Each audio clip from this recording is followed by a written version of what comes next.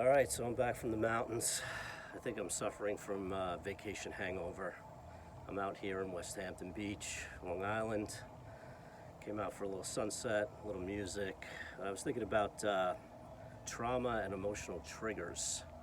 We walk around and a song, a sound, something somebody says, a reaction that we didn't get, that we didn't even know what reaction we wanted, will trigger something inside of us and we'll have a reaction.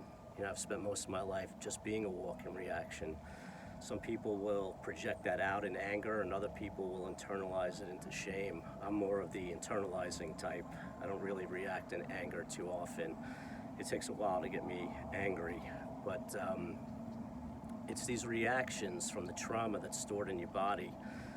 And a lot of that trauma happened before you were able to logically process emotions and feelings, and it's just stored up. And when you get that trigger, it's illogical, the reaction.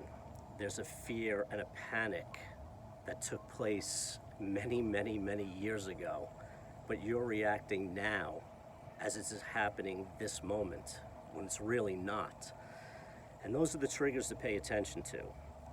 Those triggers are part of patterns, and those patterns were there to protect yourself when you didn't know how to process what was really going on inside.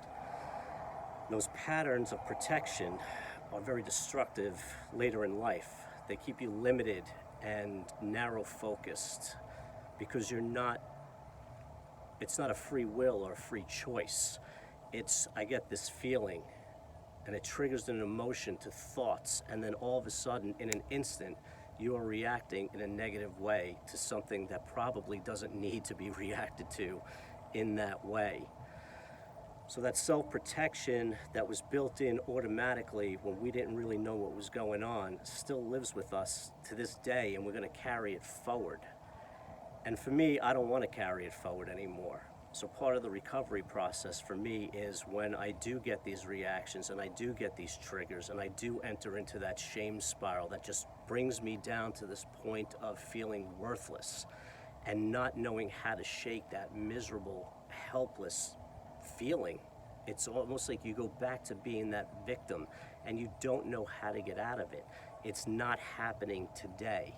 And that's what I have to keep telling myself, that this happened a long time ago. It has nothing to do with who I'm interacting with, whatever the trigger was. It's just an old memory that I haven't accessed and processed so that when it comes up again, I know how to deal with it better. Anyway, I'm out here. The sun's a little overcast. I think I brought the clouds with me from the mountains. Hopefully they're going to blow through. I can get a nice sunset, listen to a little music, and ease my way into Monday morning and get